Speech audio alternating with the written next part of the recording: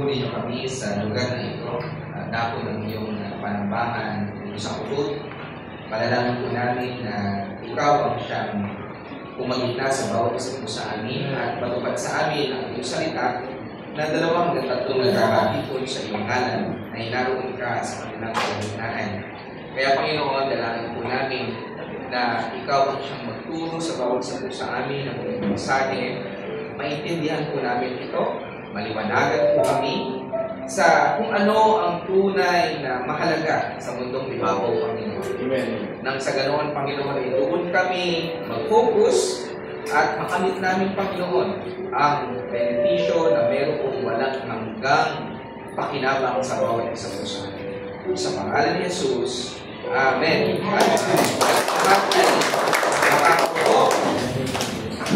Nadagdagan ko yung sinabi ni Bishop Makmak at saka ni Bishop Joshua. Alam niyo po, dito po sa church po namin, dito po sa mga bago lamang, huwag po kayong mabibigla kapag tinatawag po natin sila mga bishop. Now, yan po ay aming mga manifestation and declaration. Yes. Amen? Sabi kanina ni Brother Makmak, bakit minsan daw tayo yung nakakaranas ng pagsubok? Kala ko sasabihin niya, bakit hindi yung kapit-kapit ko? Hindi po kayo napagod sa joke ko. Si Daddy talaga number 1 part ko sa loob ng simbahan. By the way, ito po mga mic po natin ay bago. Itong may kulay asul at kulay dilaw na rubber. At yung pong ating, anong tawag nga dyan? Mixer ay bago. Yamaha po yata yan. Kung ang gobyerno ay may nakalagay na this is where your taxes go, dito po sa atin, this is where your tithes and offering really go. Amen? Hindi po yan napupunta sa sapatos ng mga leaders ng church na ito. Ha?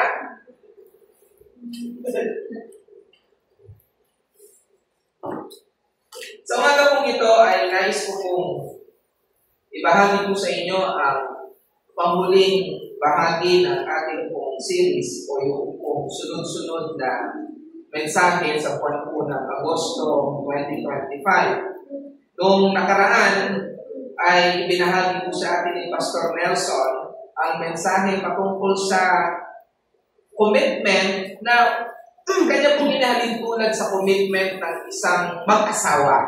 Amen?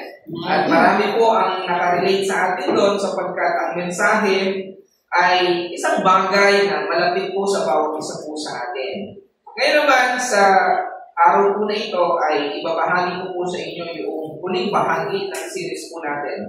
By the way, ang series po natin sa buwan po ng Agosto ay mayroong pamagat na commitment that really matters. Tama po? Okay. At sa linggo pong ito, atin pong wawakasan ang series na ito sa mensahe na consistency of commitment. Amen? Alright, sige po. Pero bago po tayo dumako po riyan, ay hayaan po ninyong i-conclude ko o bigyan ng malinaw na kahulugan yung pamagat po sa buwan po ng Agosto. Dahil ang pamagat nga po natin ay commitment that really matters. Para si CJ ay hindi na magtatanong, ano po pang Tagalog ng commitment that really matters? At sa atin din, para mas maunawaan natin, ano pa yung naging mensahe ng buwan po na ito? By the way, ang buwan po ng Agosto ay isang napaka-mabungang buwan sa bawat isa po sa atin. Amen? Isa po ito sa isang buwan sa year 2025 na lumhang para sa akin ay napaka-mabungang, mahaba, sapagkat napakarami po nating nagawa sa buwan po ng Agosto 2025. Palapakan po natin ang Panginoon. Alright.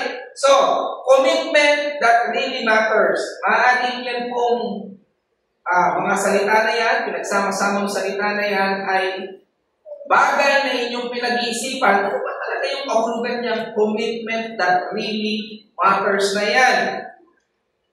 Akin pong nakaugalian na ipaliwanag po sa inyo ang mensahe sa pananalitang Tagalog para po mas maintindihan natin. So, iisa-isahin po natin yung mga salita na isinama dyan sa sentence na yan na commitment that really matters. Ngayon, ang salitang commitment po ay mayroong root word.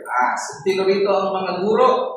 English teacher, do you agree with me? O kayo ba'y sumasang-ayon sa akin na ang salitang commitment ay mayroong root word na to commit or commit? Di po ba? Okay, kaya commitment.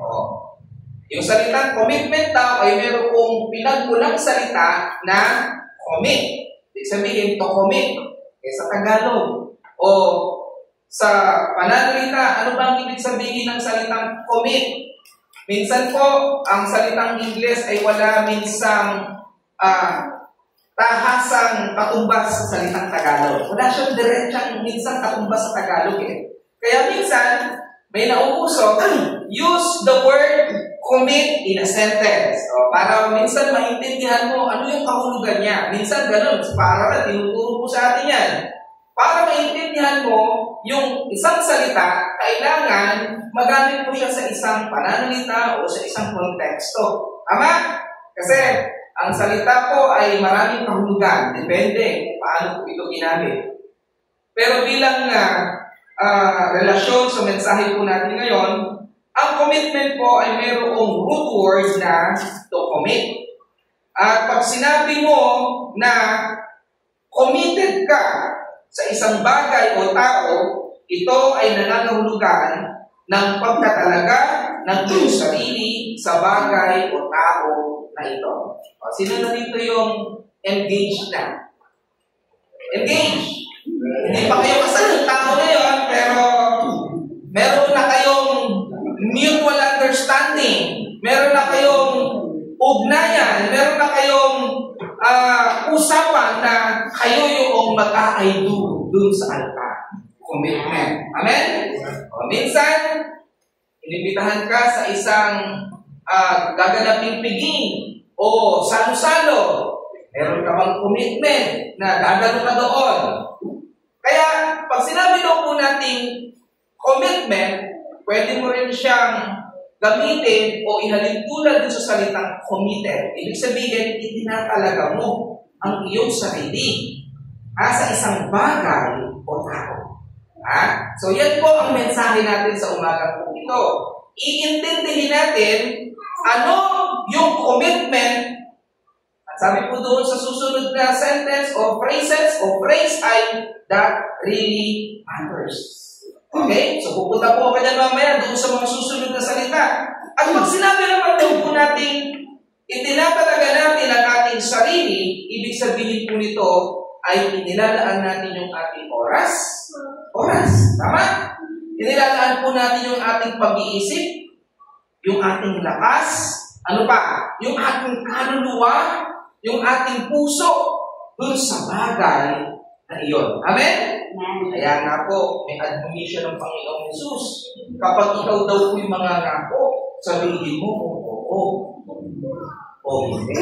Huwag ka na daw magdadagdag pa. Kasi sabi ng Diyos, walang Panginoon, pag may dinagdag ka pa doon, hindi na galing sa Diyos yun. Galing saan?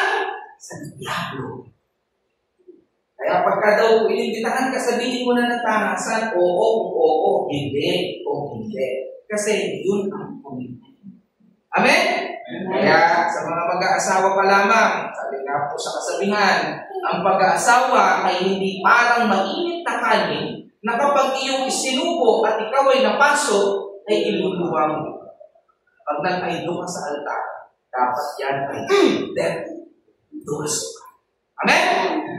Sa mga dalaga sabi nga po, ang relasyon daw po ay hindi about feelings. Kasi ang feelings minsan po nawawala. Pag bumako na ang bibig niyan, yung feelings mo mawala na. Ang pag-aasawa daw po ay higit sa emosyon. Ang pag-aasawa ay isang commitment. Kahit anong mangyari, kayo pa rin hanggang dulo. Amen? Okay, paapakan po natin ang Panginoon. At doon pala, pwede na bumaba sa stage. naiintindihan niyo na yung mensahe. Amen po ba? Amen. Okay, sige po. So, pag sinabi daw po natin tayo ay committed, ating inilalaan yung ating pong oras, lakas, pag-unawa, puso, sarili doon sa bagay o na iyon. Ngunit, ang pamagat po ng series na ito ay may kapuang pananalita na commitment that really matters. So, puntahan naman natin yung mga susunod na salita that really matters. Madali naman siya intindihin eh. Sabi niya, yung tunay na mayroong halaga. Pero minsan po, yung mga simple, dahil simple lang siya, hindi na natin masyadong pinag-iisipan. Kaya minsan, pumasok sa kanilang tainga, lalabas po sa kanya. Walang iiwanan sa puso. So ngayon, intindihin natin mabuti. Ano ang ibig sabihin nitong commitment that really matters? Pupuntahan po natin yung mga susunod na pananalita. So naintindihan na natin ang salitang commitment.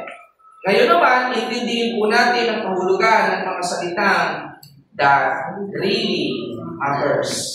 Kung kanina, ang kahulugan ng salitang commitment ay tumutukoy sa pagkatalaga ng ating oras, lakas, pag-iisip, kaluluwa sa isang bagay o tao, ang mga salitang that really matters ay nangangahulugan namang na may tunay na kabuluhan. Okay? Na may tunay na kabuluhan. Mamaya may intindihan natin, yung mga pinagkakabalahan natin ay may mga tunay na kabuluhan. Hindi po ako magpapakaipokrito mamaya dito. Sasabihin ko po talaga sa inyo, may mga bagay kayong ginagawa, may kabuluhan naman.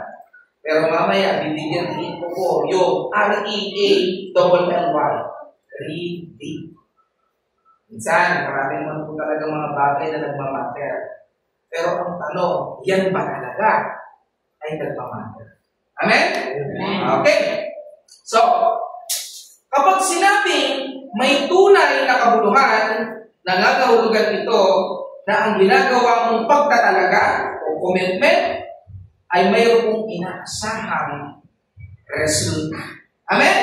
Okay. Commitment that really matters. Minsan sinasabi mo, bakit mo ito ginagawa?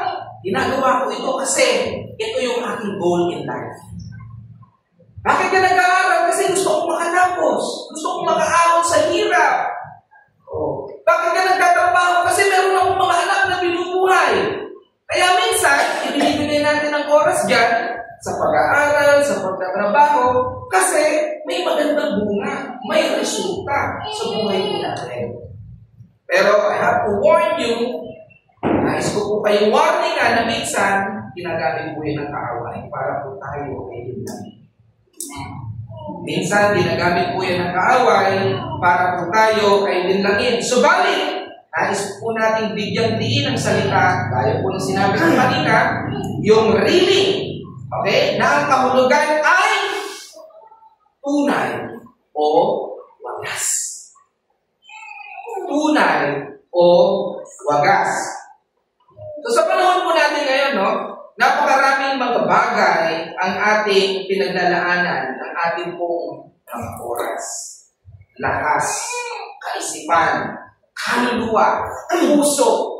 In short, sa panahon po natin ngayon, napakarami po nating mga commitments. Di ba? Minsan po, sasabihin sa iyo, kapatid, o kaya kaibigan, pwede ka ba sa ganitong araw? Kasi meron akong gagawin. Pagkakaroon sobrang busy ng tao, sabihin, natigil lang ka muna yung aking calendar. May mga ganun ba kayong na-encounter na tao? Kasi bakit? Yung taong yun, napakaraming commitment. Minsan sasabihin niya, pasensya ka na, hindi ako pupwede kasi may commitment na ako. Ay, pasensya ka na, hindi na ako pupwede kasi itong araw na ito ay meron na kasi akong gagawin. Meron na akong pupuntahan. Di ba? So, ano itong mga bagay na ito na matutunghayan po natin dito sa mundo? Makikita natin sa ating buhay. Itong mga bagay na binibigyan po natin ng lakas, ng pag-iisip, ng buong puso po natin. Ano itong mga bagay na ito? Trabaho. Kumita tayo minsan sa ating trabaho. Ano pa? Pamilya. Kumita tayo minsan sa ating pamilya. Ano pa? Career. May profession pa na maganda. Isa kang abogado, doktor, inhinyero, arkitekto. Kumita ka dyan. Pinagpagalan mo yan. Pinag-aralan mo. Nagsulog ka ng kilay. Kumita ka dyan. Ano pa? Pag-aaral sa mga estudyante. Doon sa mga nag-a-advance pa ng kanilang learning. Meron ng master's degree, kumuha pa ng PhD, ng doctorate, kasi gusto mo maging eksperto. Ano pa? Sports. Meron mga tao. Talagang ibinibigay nila yung buhay nila sa sports. Table tennis. Ano pa? Ako kasi, doon lang ako Jackstone. Sports ba yung Jackstone? Okay? Sports! Hindi tumatawa sa mga joke ko. Talagang nakatingin kayo sa akin. Kung gusto niyo yung mensahe. No? Tama po yan. Advocacy. May mga taong commitment nila sa advocacy. Ano ba yung mga advocacies na minsan naririnig po natin? May advocacy sa politika. May mga advocacy sa environment o kapaligiran. May mga taong advocate ng equality. May mga taong advocate ng good governance. May mga taong advocate ng edukasyon, etc. May mga ganyan. Committed sila sa ganyan mga bagay. Very vocal. Lagi mo silang marinig. Ando ng commitment po nila. At panghuli, tao. Isa napaka-committed po natin sa tao. So ito bang mga bagay na ito, ito bang mga commitments po na ito ay masasabi po natin na masama? Hindi po. Do not be confused. Hindi po masama na maging committed sa mga bagay na yan. Hindi ako nag-enumerate yan ng mga vices. Kasi gusto ko lang mag-focus tayo doon sa mga positive na pinofocus minsan ng ating mga oras. Kasi minsan, diyan binabalat kayo ng kaaway. O diyan minsan tayo pinoconfuse ng kaaway. Minsan sa mga bagay po na yan, diyan po tayo tinatrap ng kaaway. Amen? Okay, so ilan lamang iyan sa mga bagay na pinagdadaanan natin ng ating commitment. Ang tunay, o ang tanong, ang mga bagay ba na ito ay karapat-dapat para paglaanan ng ating sarili. Nabanggit ko na po, pag sinabi pong sarili, tumatalaki po yan sa iyong oras, sa iyong lakas, sa iyong kaluluwa, sa iyong pangunawa, sa iyong puso. Ang tanong, itong mga bagay po ba na ito ay talagang karapat-dapat paglaanan ng ating sarili. Sinabi ko na po kanina. Hindi ko naman po sasabihin, hindi. Pag sinabi ko pong hindi, magsilabasa na kayo. Baka mali yung tinuturo ko. Totoo po yun. Okay, totoo po yun. Dapat talaga natin paglaanan. Subalit, ang mensahe po sa atin ay patungkol sa bagay o tao na higit na karapat-dapat sa ating atensyon, oras, lakas, kaluluwa, at pangunawa na magre-resulta ng walang hanggang pakinabang. Ibig sabihin po mga kapatid, kung atin pong bibigyan ng division, andito sa listahan sa kaliwa yung mga bagay na binanggit ko po kanina. Yun yung mga bagay na madalas ginagawa ng tao sa mundong ibabaw. Sa mga paaralan, tinuturo po yan. Maging mabuti ng tao, magkano mabuti. Tinuturo po yan. Subalit itong mga bagay po na ito, ang pakinabang po niya, pang titulang sa mundo. At minsan, itong bagay sa kanan, na tatalakayin po natin ngayon, napaksa po ng ating series sa buwan po na ito, Commitment That Really Matters, yan po yung bagay na mayroong eternal significance. Amen? Palampakan natin ang Panginoon sa bagay po na yan. Ano ang layunin ng ating pong mensahe sa umaga po na ito? Unang layunin po natin upang malaman natin kung ano ang bagay na karapat-dapat nating mas higit. Hindi ko po sinabing bagay lang na karapat-dapat natin kung pag-uuna ng pansin. No? Ang sinasabi mo natin yan, binibigyan natin ng emphasis, ano yung bagay na karapat-dapat nating mas higit na paglaanan ng ating sarili na magdudulot ng walang hanggang pakinabang. Number 2, Sino ang ating ehemplo o role model sa bagay po na ito? Meron po tayong role model. Meron tayong ehemplo sa bagay po na yan. Number 3, paano natin mapapanatili ang ating commitment o pagtatalaga ng ating lakas, pangunawa, kaluluwa at puso sa bagay na nagdudulot ng walang hanggang pakinabang. Alam nyo, minsan, it doesn't matter how you started. Minsan, hindi po talaga nagmamatter paano ka nagsimula, gaano ka kainit, gaano ka committed. Ang mahalaga ay paano ka nagtapos. Amen? Kasi marami pong nagsimula. Marami nagsisimula na. Meron po ba ditong hindi na nakatapos, pero ang dami niyang pusong simula? May kilala akong ganyan. Naka-4 na degree pero wala siyang natapos. Kaya minsan, no? Hindi talaga nagmamatter yung kung paano ka nagsimula. Ang mahalaga ay kung paano po tayo nagtapos. Kaya sabi ng Apostol Pablo, no? Siya tumatakbo. Papunta doon sa finish line. Mga kapatid, kailangan natin matapos ito. Itong takbuhin po na ito.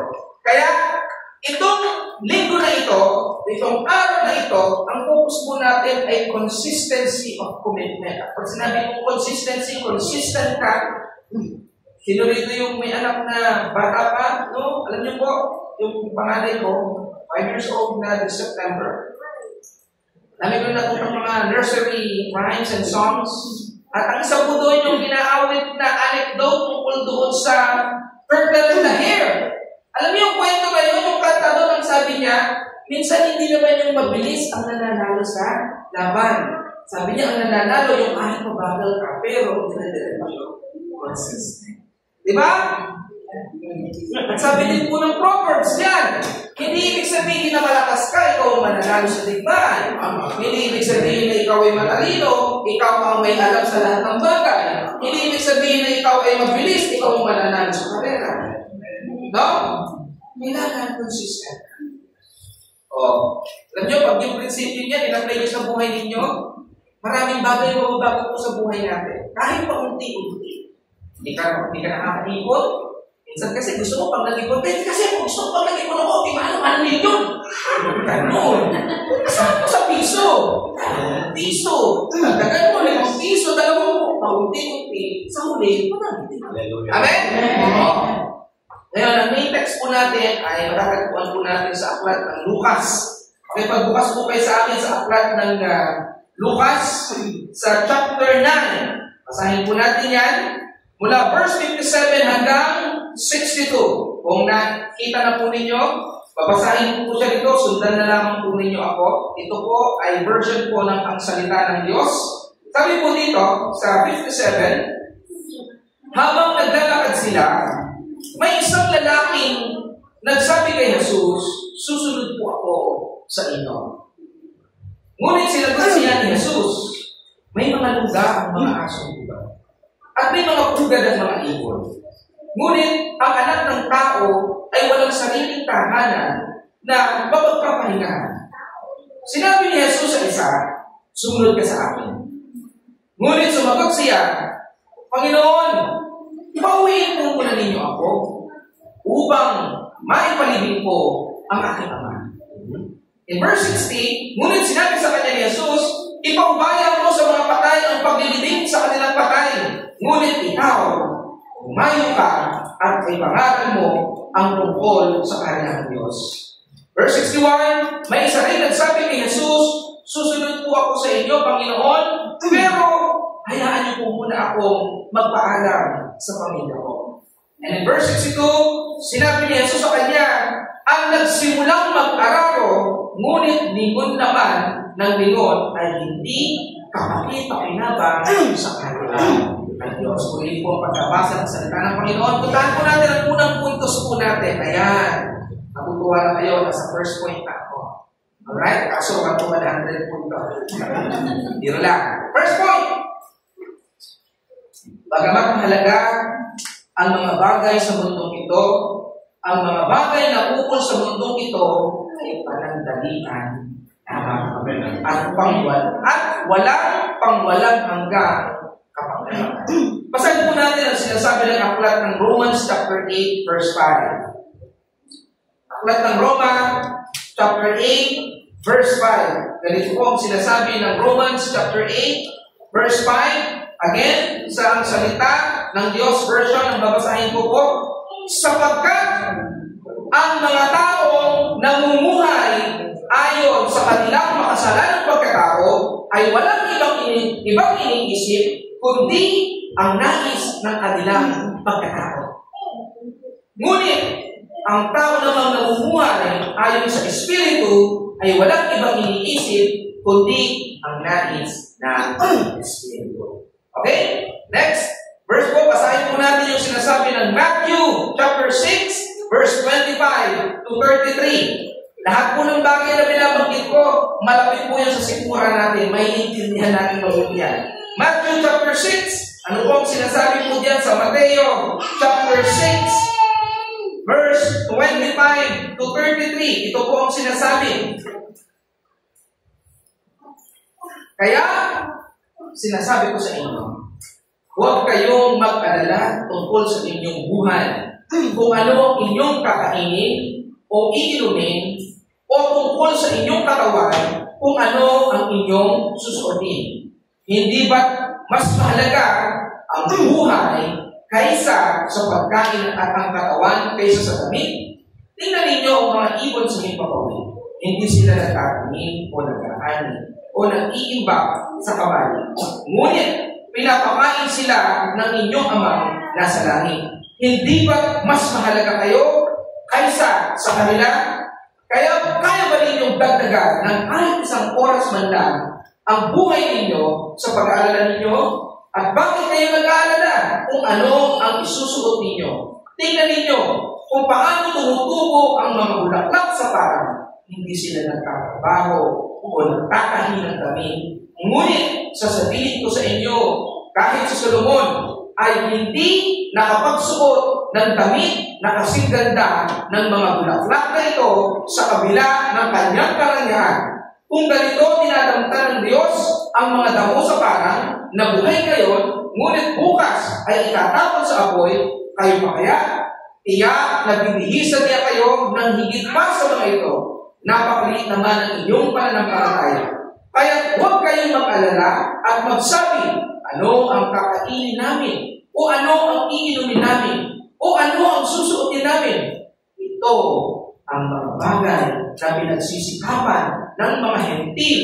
Ngunit alam ng inyong amang nasa langit na kailangan ninyo ang lahat ng ito. At in verse 33, subalit, pagsikapan muna ninyo gawin kung ano ang mahalaga sa kaharian ng Diyos at sundin ang kanyang kalooban at ang lahat ng mga pangangailangan ito ay ipagkakaloob niya sa inyo. Amen? Amen. Alam niyo po, ito yung sinasabi ko po sa inyo kanina na wala pong masama sa mga bagay na ating pong inilista na puntos o ibibigyan po natin ng point. Kanina doon po sa ating main text sa Luke chapter 9 verse 57 to 62. Noon pang unang panahon, ang tao gano'n na. May isa, sabi niya sa Panginoon, susunod po ako sa iyo. Siya yung offer. Panginoon, susunod po ako sa iyo. Yung reply ng Panginoon sa kanya, kung titingnan mo, hindi sagot doon sa kanyang expression na susunod siya. Sabi ng Panginoon, ang mga aso ng bugat ay mayroong bugat. Ang mga ibon ay may bugat. Pero ako sabi niya, wala na naman papahin. Anong ibig sabihin? Sa pagsunod mo sa Panginoon, hindi po ito comfort zone. Amen. Marami po sa atin, hindi ko naman po nila lahat. Marami po kasi talagang mga ngaral na ang pambungat agad, kapag nangangaral, ang parang ang pambili mo doon sa tao para maniwala siya. Ang sinunod mo ang Panginoon, gaganda yung buhay. Aminin po natin sa inyo, minsan ganyan po tayo mangaral. Kaya yung taong iyon, kapag nakaranas ng bighati sa buhay, sasabihin sa iyo, bakit punong na ng palataya ako? Mas gano'n po ang buhay ko. hindi po kasi natin sila binubuksan sa tunay na katayuan ng isang Kristiyano kapag tumanggap ka sa Panginoon, pag sumunod ka sa Panginoon. Hindi po ito comfort zone. Ito po'y laban. Ito ay laban. Tandaan po natin na mayroong parabol na seeds. Mayroong nalaglag doon sa kabilaan. Hindi niya pinakinggan ang salita. Mayroong nalaglag doon sa batuhan. Dahil kung ilang ang lupa tumubo, nung makaranas mo ng pagsubok, wala na. May nalaglag sa patinik. Tinanggap ang salita, pero ang dami niyang gustong gawin. Ang dami niyang commitment sa buhay. Ay hindi nagbunga yung salita. At meron naman, nalaglag ko sa mabuting lupa. Yun yung sumunod, naintindihan niya na ang pagsunod ko kay Kristo ay hindi ito lahat yarn. Hindi ito yung pagsumunod ako kay Kristo, magiging binilari ako. Magkakaroon ako ng maraming sasakyan. Flood control, contractor ka ba? Hero po yun, ha? Nakawa kayo. Ang pagsunod po sa Panginoon ay po comfort zone. Never in the Bible will you see na ganoon ang pangako ng Panginoon na pag sumunod ka sa Kanya ay comfort zone dito sa mundo. Hindi. Ang pangako po sa Kanya ay hindi dito. Doon sa Kanyang kaharian. Doon sa paradiso. Pero ang tanong, kakayanin mo ba hanggang dulo? Kanina po, habang kami papunta dito, nakikinig ako sa Isaiah 7:2. Ang ganda ng mensahe, related po dito. Yung mayaman, na nagtanong sa Panginoong Jesus, paano po ako magkakaroon ng buhay na walang hanggan? Ang sabi ng Panginoon, sundin mo ang 10 utos. I-enumerate, sabi ng binata, mayaman. Nasunod po. Sinabi ba ng Panginoon na nagsisinungaling siya? Hindi. Hindi mo kinamter ng Panginoon yun. Ang sabi niya, mabuti. O ganito ang gawin mo. Bumi ka. Ibenta mo ang lahat ng iyong kanilalitan. Ipamigay mo sa mahihirap at sumunod ka sa akin. Yung batang mayaman ay tumalikod ng malungkot sa pagkakapatay. Kumin mo. Nasaan na natin ko? Nasaan na natin ko? Doon sa Luke chapter 9, sabi ng isa, susunod po ako sa inyo, Panginoon, pero pwede po bang muli mo na ako? Ililibig ko lang yung aking tatay. Masama ba yun? Hindi yun masama. Pero sabi ng Panginoon, umayo ka, yan mo ilibig ng mga patay. Alam niyo, pagka nababasa niyo yung mga ganyung pananalita ng Panginoon, minsan sasabihin ko, talaga bang Panginoon ito nagsasalita? Bakit parang wala siyang damdamin? Mga kapatid, nais ko kung ito sa inyo sapagkat ang focus mo ng Panginoon Jesus ay focus. Sabi po kanina doon sa Romans chapter 8:5, yung mga makabundong tao, ang focus nila dito sa mundo. Pero yung mga espiritual na tao, ang focus nila ay doon sa mga bagay na espiritual. Wala silang pakialam. Kaya si Apostol Pablo, kung inyo pong babasahin, ang kwento ni Apostol Pablo, siya isang Pariseo, nag-aral po sa tapanan ni Gamaliel. Siya meron sanang ladder of success na maging high priest o may mataas na katungkulan sa gobyerno. Pero ang lahat ng iyon, kung binabasa ninyo ang inyong Biblia, sinasabi ni Apostol Pablo, ang lahat ng bagay na iyon ay iginuwi kong basura. Naranasan ng Apostol Pablo, ilang beses siya na-shipwreck? 5 beses. Ilang beses siya ginagupit dahil sa pananakit sa mabuting balita? 3 beses. 39 lashes. Siguro kung ipapakita sa atin yung likod ni Apostol Pablo, baka hindi mo makilala yung kanyang likod. Nung panahon ko na yun, pag hinahagupit tayo ng 39 lashes, hindi po yun sa simpleng hagupit lang, ha? Tingnan po ninyo sa Google anong klase ng hagupit o panghagupit ang ginagamit ng mga Romano ng panahon po na yun. May mga hindi po yun, bones na matatalim na pag ipinado sa iyong likod, talagang makukupit ang iyong likod. 3 beses naranasan ng Apostol Pablo yun. Ayon sa Panginoon. Naranasan ng Apostol Pablo magutom. Naranasan din naman yung maranasan. Pero hindi po yung focus ng Apostol Pablo. Iniwan niya yung magandang buhay.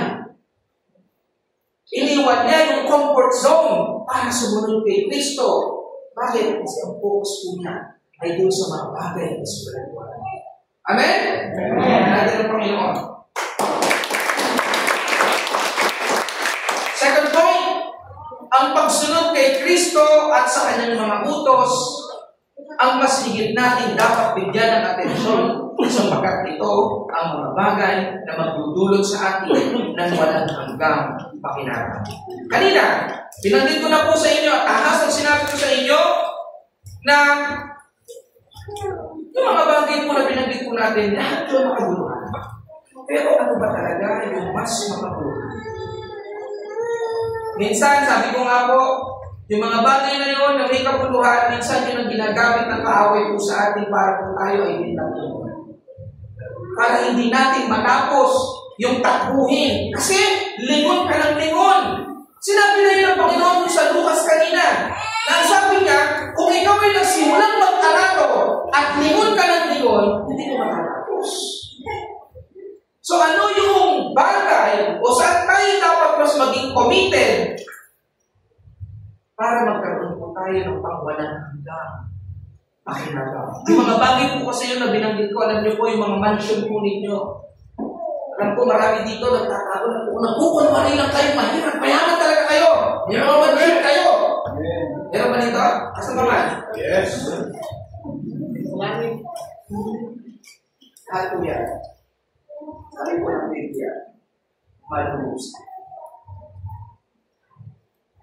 Sa tuwing ako po ay makakakita ng magagandang establishmento sa mga lugar na napupuntahan, lagi ko naaalala yung sinasabi sa Revelation. Sa huling araw, pagka po ginunaw na ang mundo, wala nang makikita sa bago. Kasama po yung lahat ng pinaghirapan ng mundo. Yung mga Rolls Royce ninyong nakapark, tunaw niya. Yung mga mansion ninyong nagkagandahang bahay, pasweldo ka, bumibili ka na 10 semento, 10 bakal. Talagang, yung paganda mo ng bahay mo. Alam mo, pag iiwanan mo lang yan, dito at pagpupunaw ng sa Tapos, doon mo binibigay yung oras. Andun ang focus mo. Again ha, hindi ko po sinasabing mali ang magkaroon ng magandang bahay. Yes. Pero kilala mo ang iyong sarili na kung yan ang focus mo, kapatid, sayang lang yan. Pag umalis ka sa mundo dito, pag-aawayan lang yan ang mga anak mo. Dahilan pa yan ng pagkakawat-apatak ng pamilya mo, yung bank account mo, pag-aawayan yan ng mga kapatid mo. Kung wala kang anak, ako nag-alaga sa kanya nung nabubuhay mo, nagkasakit yan, pinalitan ko na tayo. Kaya anak ko, mas malaki ako. The usual na nangyayari po sa mundong ibabaw. Kaya lahat po ng bagay, bagamat mahalaga, wala po yung eternal significance. Basahin po natin ng John 3:16. The heart of the Bible. For God so loved the world that He gave His only begotten Son, that whosoever believes in Him shall not perish but have an everlasting life. Sapagkat kayo na lamang ang pag-ibig ng Diyos sa sanlibutan na ibinigay niya ang kanyang bugtong na anak upang kung sino mang sa kanyang sumampalataya huwag papahamak kung hindi magkaroon ng buhay na walang hanggan. Huwag niyo papalitan yan sapagkat kung sino mang sa kanyang sumampalataya magkakaroon ng mansyon, gaganda ang buhay, magkakaroon ng magandang asawa. Ganun ba yung sinabi doon? Sabi po doon, magkakaroon ng buhay na walang hanggan. Human reason that every Sunday ma-attend ka ng church. In one of my speakings sa isang church, tinanong ko po yan, anong rason bakit every Sunday nandito? Tinanong ko po yan, bakit yung music ministry ma-attend ng practice every Sunday? Pag tinanong ka, bakit mo ma-attend every Sunday? Kaya mo bang sagutin yan? Na hindi ka mag-iisip? Na ang sasabihin mo, kaya ako ma-attend dito kasi gusto ko magkaroon ng buhay na wala. Kasi gusto ko maging consistent ngayon. Huwag po tayo maging katulad ng mga aso. May isang aso tumakbo. Takbo siya ng takbo. Nakita siya doon sa isang aso. Tumakbo din yung isang aso. Hanggang 10 kanto, 10 aso ang tumakbo. Hinahabol yung leader. Tapos, yung pamuli, sabi niya, ba't tayo tumatakbo? Sabi ng isang di ko rin alam, susunod lang ako doon. Minsan, ganun po, ano? Sorry to say, Maraming Kristiyano ang pumupunta sa simbahan every Sunday pero hindi nila alam bakit sila pumupunta sa simbahan every Sunday. Ang pananampalataya ay hindi relihiyon. Hindi ito seremonya o aktibidad sa pinupuntahan mo lang every Sunday. Kaya ka lang dito every Sunday kasi gusto mo maging consistent ka dun sa commitment mo sa Panginoon. Kasi gusto mo makamit yung reward. Ano yung reward na yun? Yung buhay na walang hanggan. Na makakamit mo kapag kinilala mo si Kristo. Kaya kung meron tayong mga members po dito na hindi pa kilala si Kristo, yun ang rason ba't ka nandito. Yun ang rason bakit kayo invite ng taong nagpapunta sa iyo dito. Kasi para marinig mo yung mabuting balita na kailangan mong tanggapin, makilala si Kristo sa iyong buhay upang magkaroon ka ng buhay na wala hanggan. Mga kapatid, ang buhay mo natin sa mundong ibabaw, kung maswerte ka, abutin ka ng 70. Sabi po yan, ang salita ng Diyos. Maswerte ka kung abutin ka ng 70. Pag lumagpas ka dyan, sabi po ng Biblia, rewarded ng Panginoon. Pag sinabing reward, maraming ibig sabihin yun. Baka hindi ka pa ready, kaya dinagdag ka pa ng isang taon. Yung isa naman, dahil maganda yung ginagawa mo, dinagdagan ka ng Panginoon. Napaka-ibig ko ng buhay ko natin dito sa iyo. Kaya kailangan natin makilala mo. At yung inilalaan sa atin ng Panginoon, pagsunod ka sa Kanya. Kahit gaano yung hirap, buhay na walang hanggan. Huwag po natin ipagpalit yung eternity sa kakaunting buhay ng Diyos. Sabihin natin, grantan ka ng Diyos sa 100 taon na napakahirap ma-achieve sa panahon po natin ngayon. Maganda ang iyong buhay. Marami po akong narinig. Saka ako natatanggap si Kristo. Pagpapakasayaw na ako. Anong assurance mo na bukas? Isang anong assurance mo na matapos mong sabihin na after ko na lang makatapos, after ko na lang maging ganito, ganyan, anong assurance mo na abutin mo yung panahon na yun? So the call is now. Kapag narinig mo yung salita, yung mabuting balita, yung panahon para ikaw ay mag-respond, yun na yun. Bagamat ito yung proseso, hindi ito overnight. Pero kailangan sumunod ka. Kailangan maging consistent ka. Basahin po natin, John 1:12. Sapagkat sa lahat ng sa kanyang sumampalataya ay binigyan niya sila ng karapatang maging anak ng Diyos. Yun ang benepisyo po natin. Yung mga tao sasabihin nila, bakit kayo lang ba ang anak ng Diyos? Kami din naman ang mga anak ng Diyos. Maaaring totoo, pero sabi ng John 1:12, subalit ang lahat ng tumanggap at sumampalataya sa Kanya ay binigyan niya ng karapatang maging anak ng Diyos. So may qualification, tanggapin mo siya at sumampalataya sa Kanya. At pag sinabi mong sumampalataya, hindi lang po iyang sa bibig. Sapagkat sinasabi rin ng Diyos, minsan ang tao, malapit lamang ang tao sa bibig, sinasabi lang nila. Pino-vocalize lang nila. Pero sabi ng Panginoon, pero ang totoo malayo. So pag sinabi kong pananampalataya, dapat sa isip, sa puso, sa kaluluwa. Kaya sabi ng Panginoon, what is the greatest commandment? You shall love your God with all your mind, with all your heart, with all your soul. What is the second commandment? Greatest commandment? You shall love your neighbor as you love yourself. Kaya brother Mac, kung ipanalangin yung kapitbahay mo na sa magka-problema, di rin lang po yun, That's why you shall love yourself. Your neighbor as you love yourself. And in Matthew 10:37, ano po sinasabi? Basahin po natin yung sinasabi sa Matthew 10:37, nandiyan na ba?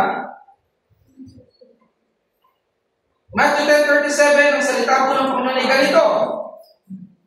Ang nagmamahal sa kanyang mga magulang ng higit sa akin ay hindi karapat-dapat na maging alagad ko. At ang nagmamahal sa kanyang anak ng higit sa akin ay hindi karapat-dapat na maging alagad ko. Alam niyo, ito po yung sa mga verses sa Bible na medyo magkakaroon pa ng revolution kung hindi malalim ang iman. Masama bang mahal mo ang magulang? Masama bang mahal mo ang anak? Hindi. Pero sinasabi ng Panginoon, Kung hindi, bakit yung ginamit ang Panginoon ng Ama at Anak? Maliban sa mga bagay-bagay sa mundo. Kasi alam ng Diyos, yun yung mga bagay na kalapit ko siya. No? Ang gusto lamang po iparating sa atin ng Diyos, sa lahat ng bagay dapat pinukulang po natin. Amen? Kaya sabi niya, kung mas mahal mo ba ang anak mo sa akin, hindi ka rapat dapat sa akin.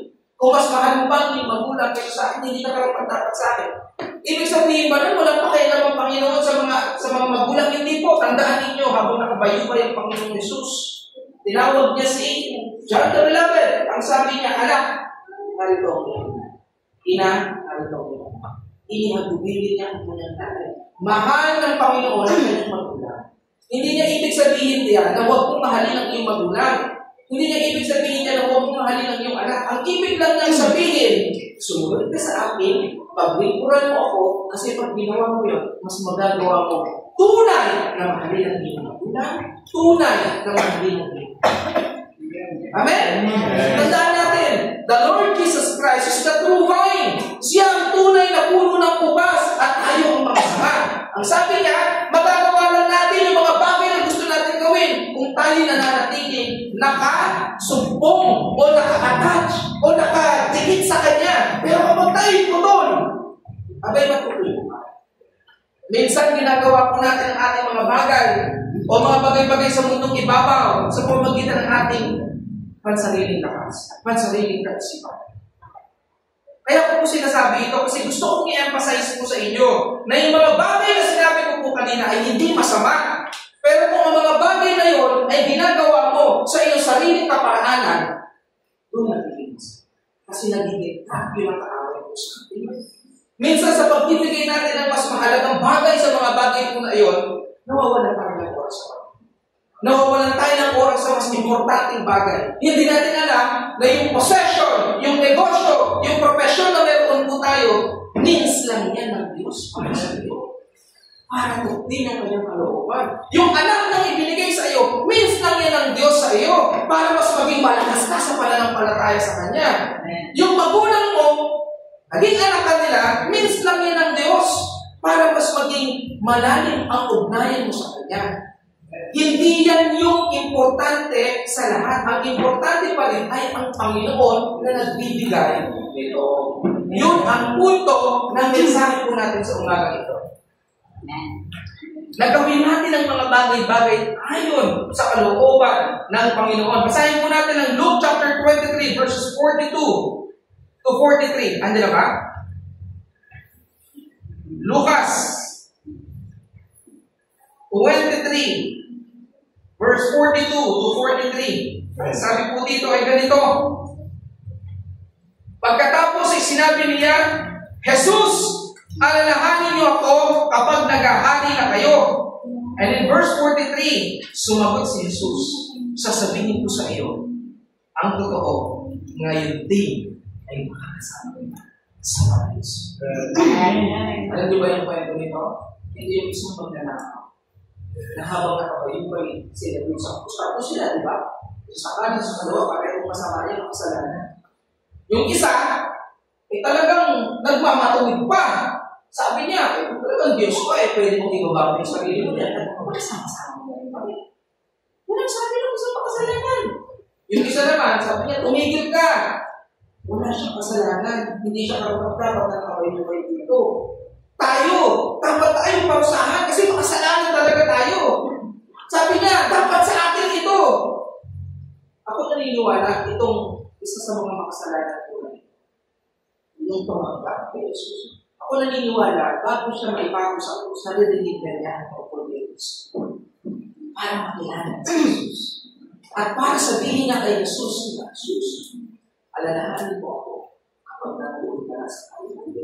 Anong ibig sabihin nun? Naniniwala siya kay Kristo na bagamat siya mamamatay doon sa krus, siya muling mabubuhay.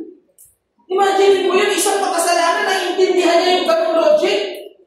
Para masabi mo na alalahanin mo ako kung naghahari ka na, meron ba namang naghahari pa tayo? Wala. Yes. Ibig sabihin, itong nakabayuhay na ito, na makasalanan, by heart, nanalig siya kay Kristo, na maging maging yung cross na yun, napapatay kay Kristo, walang kapangyarihan over Jesus Christ. Kaya right then and there, buong puso niya, ibinigay niya sa Panginoon. Namatay siya na makasalanan, pero sabi ng Panginoon, ano sa sabi ko sa'yo, ngayon na yung that is the very reason bakit po tayo mapupunta tayo sa maging consistent tayo sa pananampalataya. Might as well, magpasalamat ka kung meron kang ganong chance kagaya noong isang makasalanan, paano kung wala? Kaya minsan, di ba, yung mga nakaratay sa ospital, yung mga masasamang, yung merong mga sakit, Pastor, punta ka naman dito, bakit? Yung kapatid ko naghihingal na, baka pwede kong ipag-pray.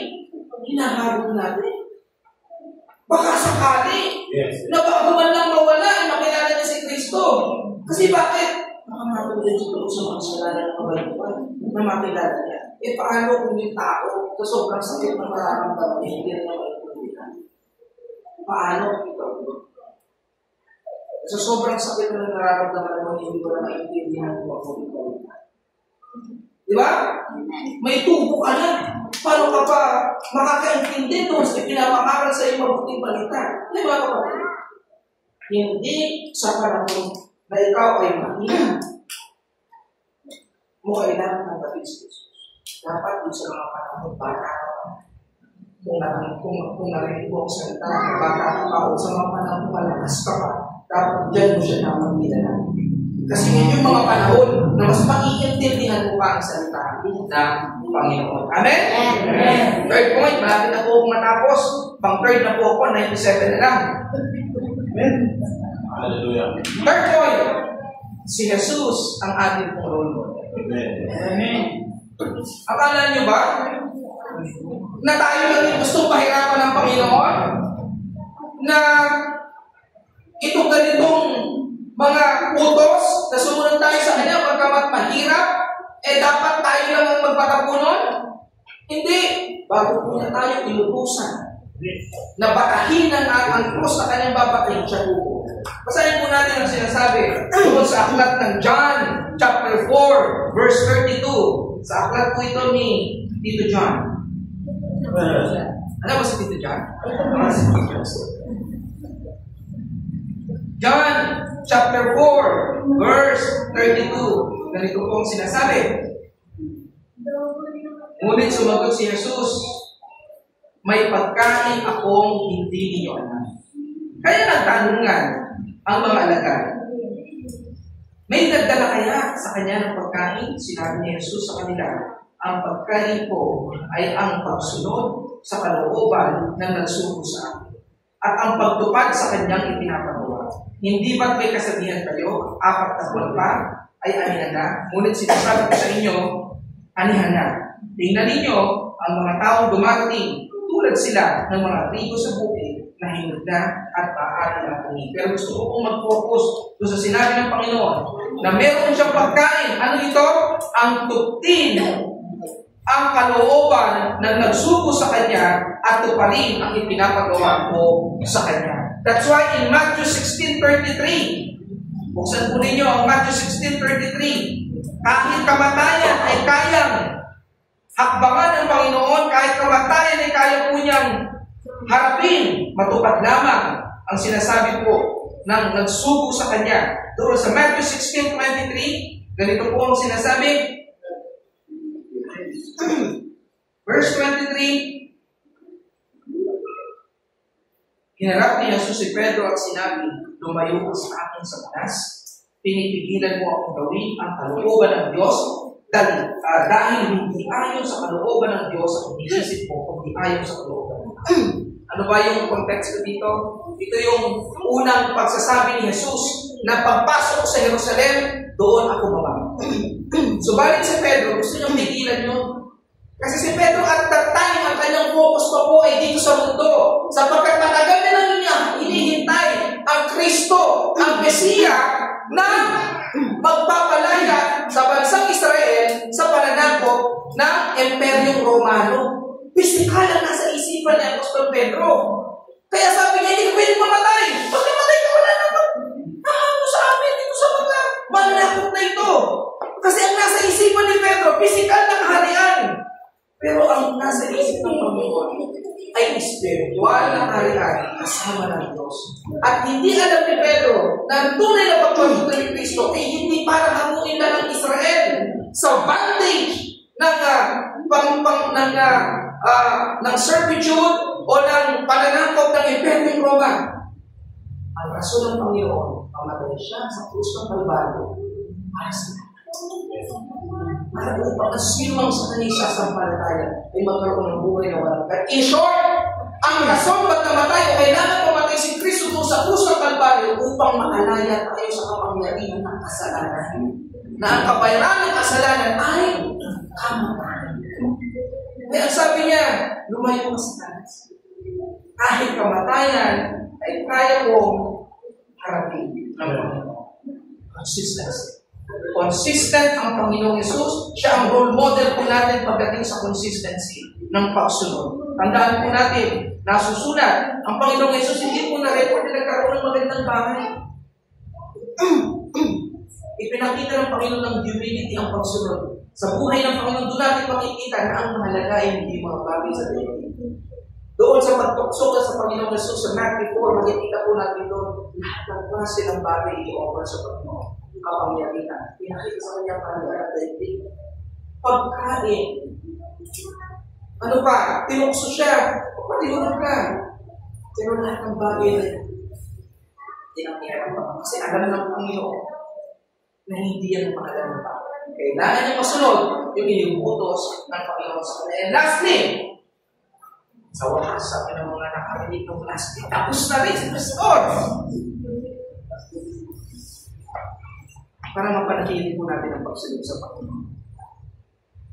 Matagal nang sinabi na bago pa po pumunta rito ang Panginoon Jesus. And even in Proverbs, sinasabi na po yan, kailangan natin pasahin, pakinggan ang salita ng Diyos upang manatili tayo sa pagsunod sa Kanya. Joshua 1:8, sabi ng Panginoon, admonish o ang utos niya kay Joshua, ngunit, hindi ko yan ha? Okay. Joshua 1:8, anong sabi?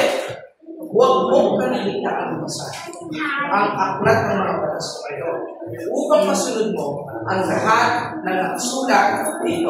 And in Romans 10:17, ang sinasabi po sa Romans 10:17 ay ganito.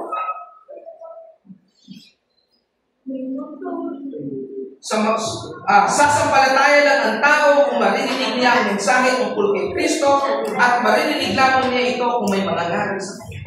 So, pagbabasa ng salita ng Panginoon, consistent na pakikinig ng salita ng Panginoon. Kaya mahalaga na umaamin tayo ng Sunday service. Walang ibang gawain ng Panginoon kasi diyan natin narinig ang salita ng Panginoon. And Acts 17:11, yan yung kwento kung saan yung mga Bereans, na nakatira po sa Berea, nang marinig po nilang nangangaral itong si Apostol Pablo at tungkol po sa mabuting balita, ay kanilang sinaliksik ang mga talata sa Biblia na patungkol po doon sa mga sinasabi ni Apostol Pablo upang matiyak nila na totoo ang sinasabi ni Apostol Paul. Sabi po dyan,